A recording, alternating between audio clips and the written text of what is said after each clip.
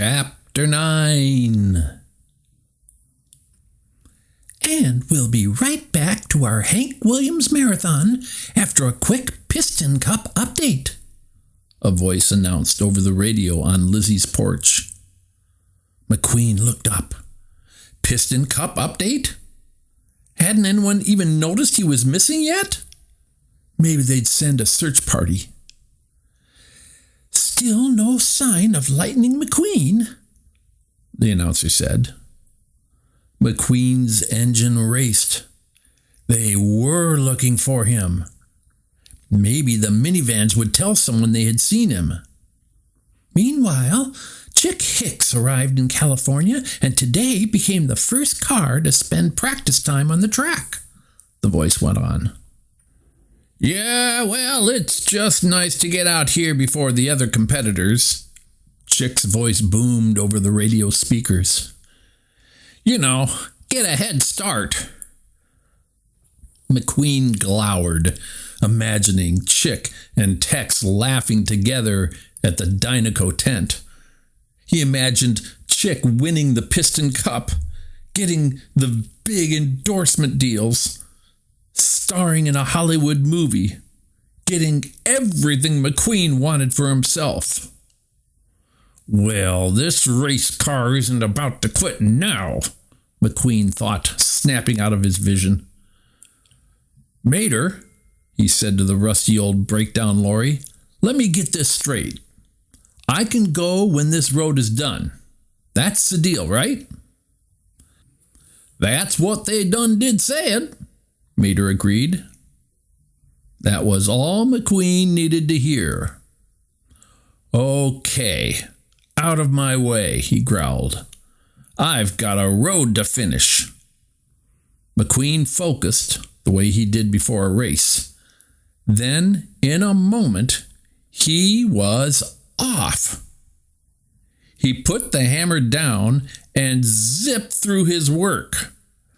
Bessie wobbled and splashed tar across the road, groaning as the racing car pulled her far faster than she was built to go.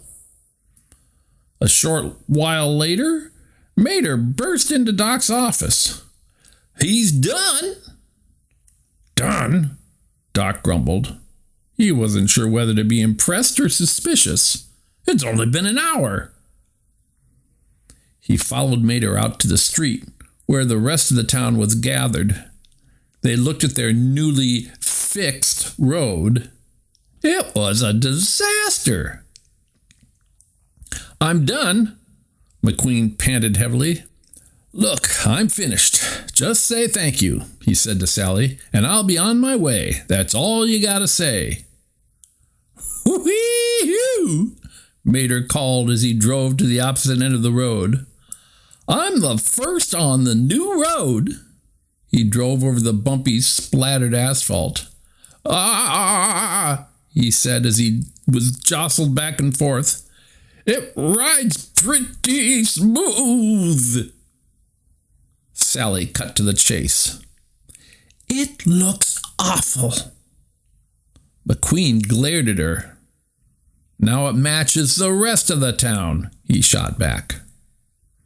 Red, the shy fire engine, was so hurt by McQueen's comment that he drove off into the woods, knocking over Luigi's tower of tires.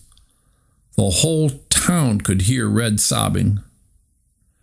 Furious, Sally wheeled to face McQueen. Who do you think you are? She demanded. Look, Doc said when I finished, I could go, McQueen said in frustration. That was the deal. The deal was you fix the road, not make it worse, Doc snapped as he drove up. Now, scrape it off. Start over again. Hey, look, Grandpa, McQueen said rudely. I'm not a bulldozer. I'm a race car. Is that right? Doc replied, clearly unimpressed. Then why don't we just have a little race? Me and you. McQueen cracked up. Ho, ho, ho, ho. Me and you, he said, unbelieving. Is that a joke? If you win, you go, and I fix the road, Doc suggested. If I win, you do the road my way. McQueen couldn't believe his luck. This car probably does 0 to 60 in about 3.5 years, he thought. I'll run the race and be out of here in half an hour. It was an offer he couldn't refuse. You know what, old-timer, McQueen said. That's a wonderful idea. Let's race.